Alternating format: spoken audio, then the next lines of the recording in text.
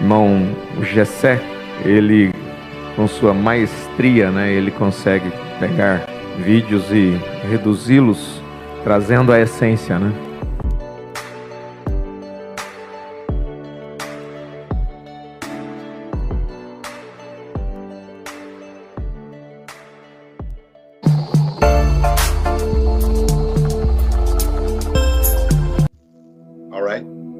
Ok, the next question.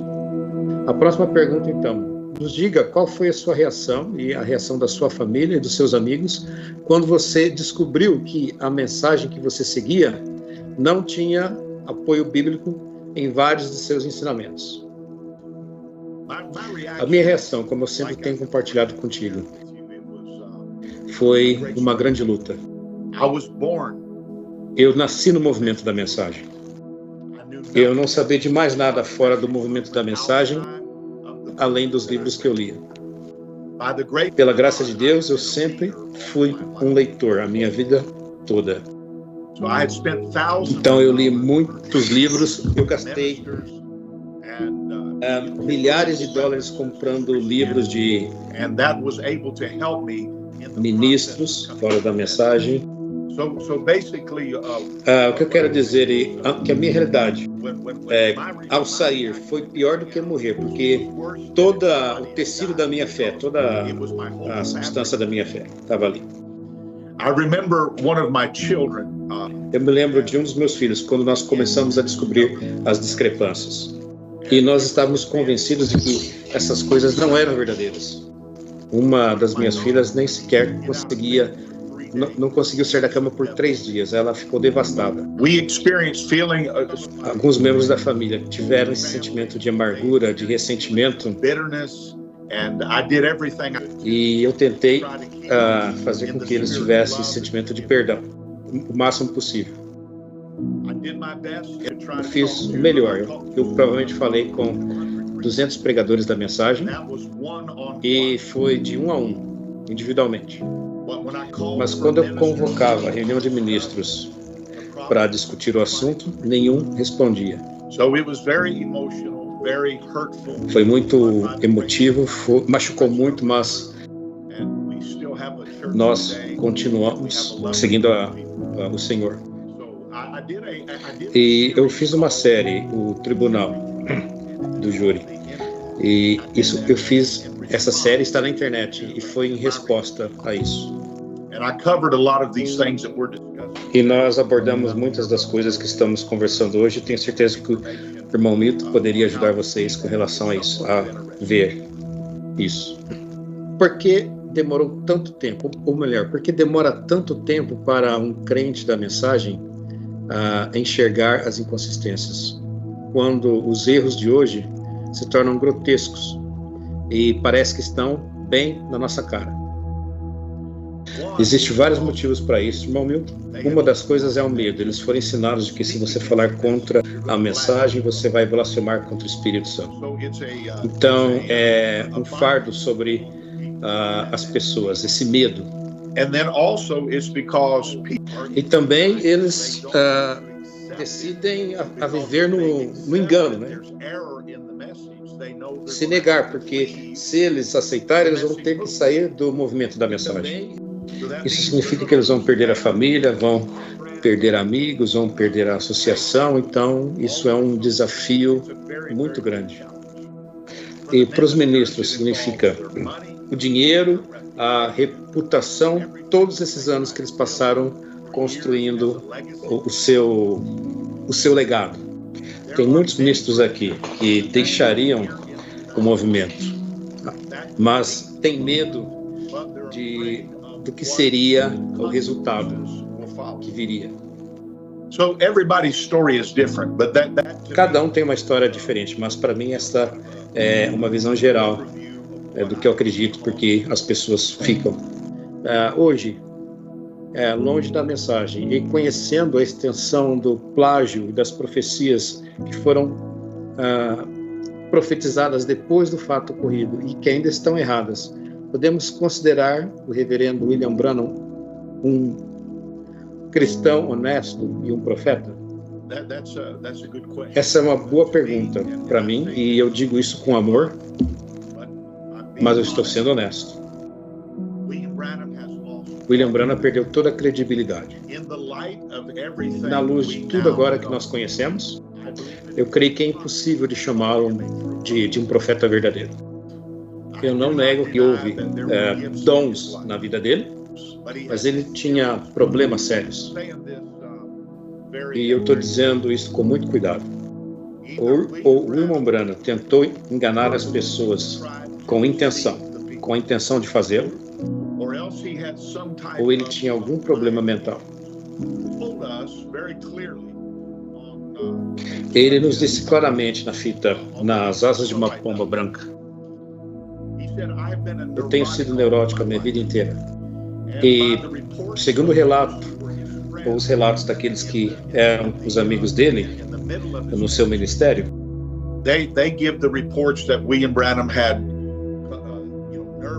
então eles deram testemunho de que ele tinha esses ataques nervosos e que ele tinha que procurar ajuda médica. Mas isso não significa que nós temos que ignorar tudo que estava errado e tudo que ele disse que não era verdade.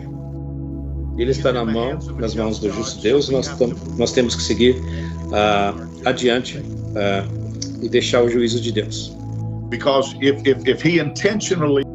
Porque se ele disse essas coisas na intenção, sabendo que estavam erradas, então isso é uma coisa muito séria diante de Deus. Mas eu aceitei o fato de que ele é um falso profeta. Gostaria de saber se a ressurreição do garoto da Finlândia realmente aconteceu. Eu recomendaria, porque o que realmente me ajudou a entender a verdade dessa história foi o vídeo do irmão Lance LaRue. Ele fez um vídeo com o título Por que eu deixei a mensagem? E ele fez um trabalho incrível descrevendo os eventos do menino da Finlândia. E tem um site muito bom, que se chama Prove the Claims. Prove o que se alega. E os detalhes que eles dão são muito, muito bons. Com relação à minha posição sobre isso, nós não estávamos lá. Nós estamos só pegando a palavra de outras pessoas. E por causa dos exageros do irmão Branham e das histórias desonestas, é basicamente impossível acreditar em tudo que ele disse sobre o menino da Finlândia. Uma hora ele disse que o menino foi ressuscitado dos mortos enquanto ele estava deitado ali ao lado da estrada. Quando ele leu a afirmação que estava escrita à mão, que foi publicada no Voice of Healing, Voz da Cura, ele diz que o menino foi colocado no banco de trás do carro, estava deitado ali com a cabeça no seu colo, enquanto era levado para o hospital. Ou o menino estava no carro indo para o hospital, ou o menino estava deitado do lado da estrada e supostamente ele foi ressuscitado dos mortos. Mas cada vez que o irmão Branham conta a história, ela fica mais exagerada e mais distorcida. É muito triste. Até o ponto que ele diz que tinha 500 pessoas presentes e o prefeito da cidade estava ali. E ele faz aquele drama sobre isso. E eu afirmei: se esse menino não ressuscitar dentro de 5 minutos, eu vou colocar uma placa nas minhas costas dizendo que eu sou um falso profeta e vou andar pelas ruas da cidade. E ele disse que quando ele orou, o menino pulou e começou a gritar e a louvar ao Senhor. Mas pelo seu próprio testemunho, o menino estava morto no carro e estava sendo levado para o hospital.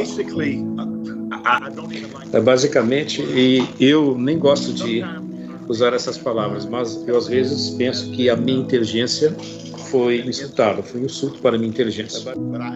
Mas eu peço a Deus para manter um coração de perdão dentro de mim. Eu não quero manter um espírito de ressentimento e de amargura, mas eu quero ter um espírito de amor, de perdão, para compartilhar com os filhos de Deus. Como você descobriu que estava sendo enganado no ministério do irmão Branham e depois de tudo lhe ofereceram um acordo para continuar no ministério de William Branham?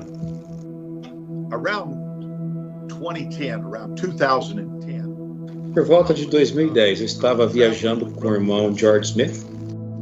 Ele é o genro do irmão Branham. Ele frequentava a nossa igreja, eu fui pastor dele por vários anos. E foi ele que começou a compartilhar comigo as discrepâncias da nuvem de 1963. E ele também começou a discutir comigo as discrepâncias da ponte, onde 16 ou 17 pessoas cairiam da ponte, que era a ponte municipal, ou originalmente era George Rogers Clark Bridge, a ponte George Rogers Clark. E ele falou que o irmão Branham nem sequer estava no Arizona quando tiraram a fotografia que foi publicada na revista Life. Quando a foto da nuvem foi tirada, tem provas de que ele não estava no Arizona, ele estava no Texas. Eu pedi para o meu irmão e outro pregador na minha igreja investigarem o acontecimento da ponte por um ano. E é bastante óbvio que ninguém caiu da ponte como o irmão Branham descreveu. Foi totalmente inventado. Foi uma história completamente inventada. Eu lembro quando chegou um ponto, as perguntas chegaram a um ponto que eu tinha que ter as minhas respostas. E as pessoas começaram a espalhar a fofoca de que o irmão Tim está questionando a mensagem, duvidando da mensagem. Então o irmão George Smith me liga e ele me disse que ele corrigiria as afirmações dentro de alguns minutos se eu dissesse que eu cria na mensagem. E isso foi no ano de 2019. Foi dezembro de 2019. E eu disse para o irmão George Smith, eu disse, o seu sogro disse muitas vezes, William Branham disse muitas vezes, o sogro do irmão George Smith disse muitas vezes. E isso está na fita. Ele disse várias vezes que eu estava debaixo da nuvem, os anjos, debaixo dos anjos, quando a ciência tirou a foto. Mas nem sequer ele estava lá, ele estava no Texas. Então eu disse para George Smith, para o irmão George Smith, eu já não posso mais subir ao púlpito, eu não posso mais ler as citações no púlpito de que o seu sogro estava debaixo da nuvem. Eu disse a ele que jamais pregaria um outro sermão em minha vida, que eu preferiria desistir do ministério a ter que ir ao púlpito e dizer para as pessoas coisas que não eram verdadeiras. Então, isso colocou um ponto final. Isso colocou um ponto final na nossa conversa. Então, basicamente, reconhecer o erro da mensagem foi uma combinação de coisas. Então, deixe-me contar essa história enquanto estamos aqui e depois nós podemos continuar para as próximas bem rápido.